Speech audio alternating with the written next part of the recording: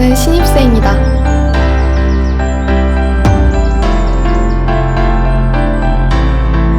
지긋지긋했던 수험 생활을 끝내고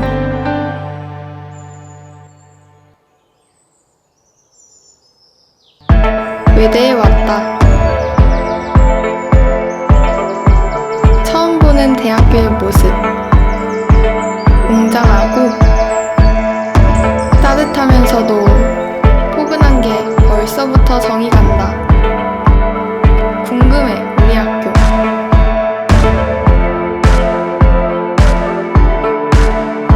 그리고 내 학과. 오랜만에 느끼는 설레임이다. 저기 설레임이 아니라 설렘이에요. 네?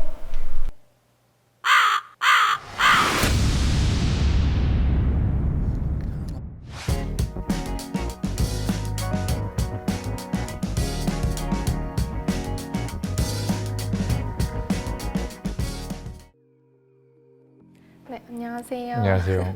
아까 촬영하는 거 많이 어색하지 않으셨어요? 처음엔 좀 어색했는데 확실히 시간이 지나면 지날수록 어색함이 풀렸던 것 같아요. 네, 조금 적응되는 게 있죠. 그렇죠. 종강한 지 얼마 안 됐는데 종강하고 계획이 어떻게 되세요? 가장 먼저 2학기 전공 과목을 조금 미리 준비해 놓을 생각이고요. 부족했던 영어 공부도 하고 친구들과 신나게 놀 생각입니다. 아,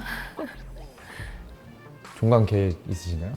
네, 근데 저도 비슷하게 그냥 운동 많이 하고 공부하고 근데 이번 방학 때는 최대한 많이 놀려고요. 그게 맞죠. 네.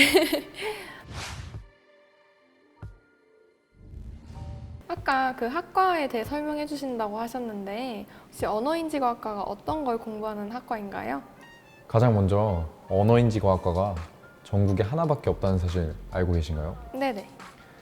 우선 언어인지과학과는 언어학과, 인지과학을 배우는 과예요. 언어학이란 언어 현상을 과학적으로 연구해서 인간의 언어 능력을 밝히고자 하는 학문이고, 인지과학이란 인간이 어떻게 사고하고 표현하는지를 다루는 학문이라고 할 수 있어요.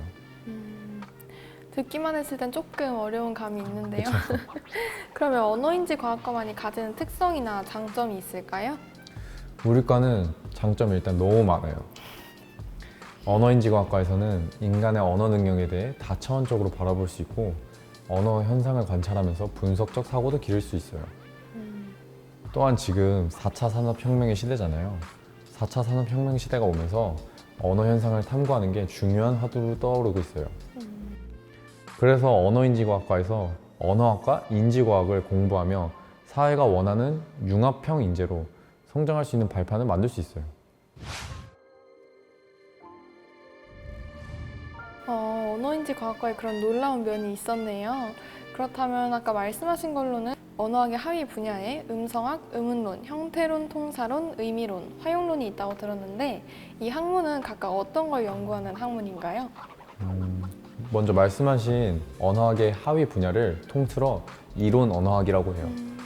음성학이란 사람의 물리적인 말소리에 대해 공부하는 분야고, 음운론은 말소리의 체계에 대해서 공부하는 분야예요.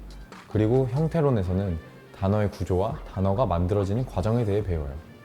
통사론은 문장의 구조와 문장의 단위들이 어떤 속성을 가지고 어떻게 구나 문장을 구성하는지에 대한 분야예요. 의미론은 단어나 문장의 의미에 관한 분야라고 할 수 있고, 화형론에서는 의미에서 더 나아가 문맥을 고려한 언어 사용에 대한 연구에 대해 배울 수 있어요.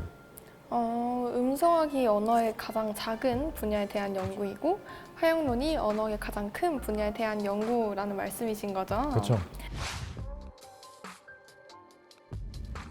네, 그렇다면 이런 이론도 굉장히 중요하지만 이게 일상생활에 응용되는 것도 굉장히 중요하지 않을까요? 그것을 바로 응용 언어학이라고 해요. 언어인지과학과에서는 컴퓨터가 인간의 언어를 처리할 수 있는 방안을 연구하는 전산 언어학, 인간의 언어 능력 기저에 있는 인지적 처리 과정을 연구하는 심리 언어학을 배워요. 이 외에도 법 언어학, 언어 교육학 등 다양한 응용 언어학을 공부할 수 있어요. 우리 과에는 다양한 전공의 교수님들이 계셔서 이론 언어학에서부터 응용 언어학까지 심도 있게 배울 수 있어요. 선배의 설명을 듣고 나니까 언어인지과학과에서는 학년별로 어떤 것을 배우는지 궁금한데요.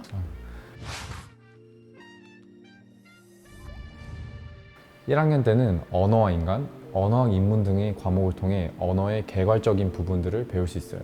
2학년이 되면 언어학의 개별 분야를 좀 더 심도 있게 배울 수 있는데 음성학, 형태 분석 등 이론 언어학뿐만 아니라 코퍼스 분석과 사전, 프로그래밍 통계 기법 등 언어 데이터를 다루는 것도 배워요. 3학년 과정에서는 의미론, 문장 분석 등의 이론 언어학을 배우면서 인지과학 인문과 심리 언어학 등 인지과학에 대한 학문을 배우게 돼요. 4학년 때는 언어학 주제 연구를 통해서 배운 내용을 토대로 주제를 선정해서 소논문을 써보고 신경 언어학, 법 언어학, 실험 음성학, 인지 심리학 등 고차원적인 응용 언어학과 인지과학을 배울 수 있어요.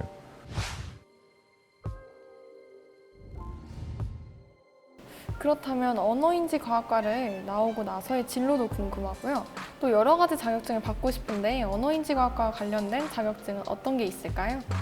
현재 언어학을 응용할 수 있는 지식을 요구하는 분야가 점점 늘어나고 있어서 언어인지과학과를 졸업하면 사회의 여러 분야에 진출할 수 있어요.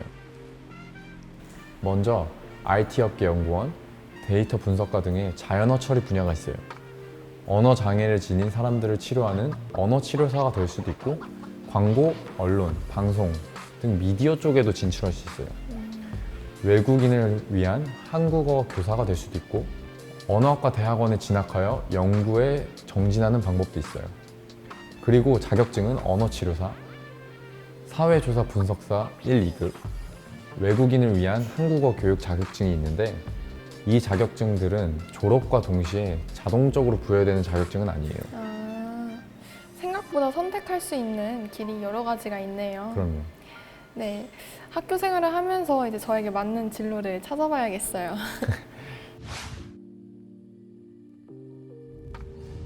네, 대학에서 물론 공부하는 거 외에 여러 가지 친목 행사도 많이 하잖아요. 그렇죠.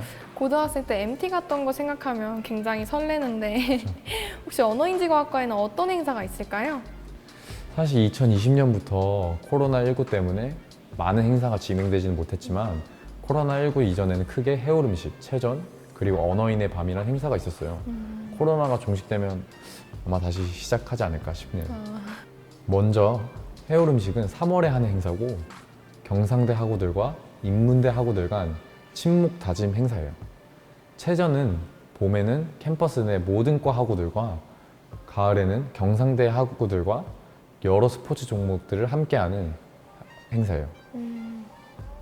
그리고 언어인지과학과의 최대 행사인 언어인의 밤은 학기 말에 있고 재학생, 교수님들과 교류할 수 있는 시간을 가질 수 있어요.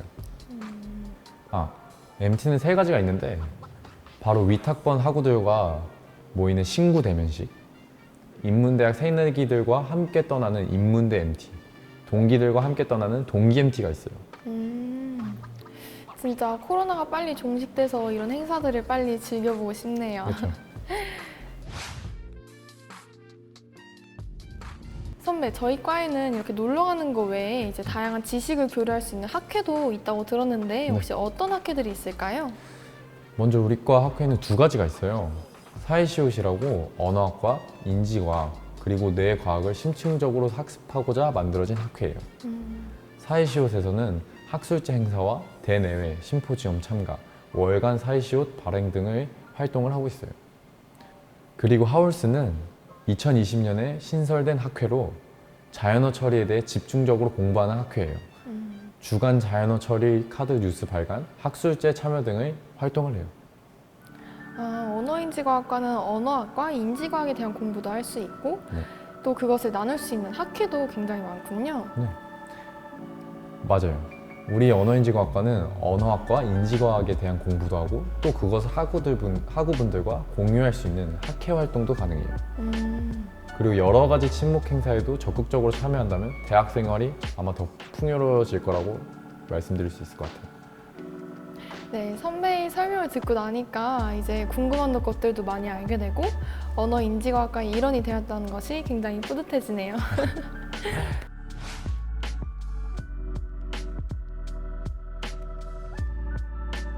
언어인지과학과 학우 여러분, 언어인지과학과는 국내 유일의 학과인 만큼의 메리트도 있고요. 1학년 때 포괄적으로 배우기 때문에 2학년 때 인지과학 또는 언어학 등 원하는 분야를 선택할 수 있답니다. 학업적인 분야뿐만 아니라 저와 같이 좋은 선배와 좋은 동기들과 함께 풍족한 대학생활 제가 보장하겠습니다. 지금까지 18학번 이윤우 19학번 김도경이었습니다. 감사합니다.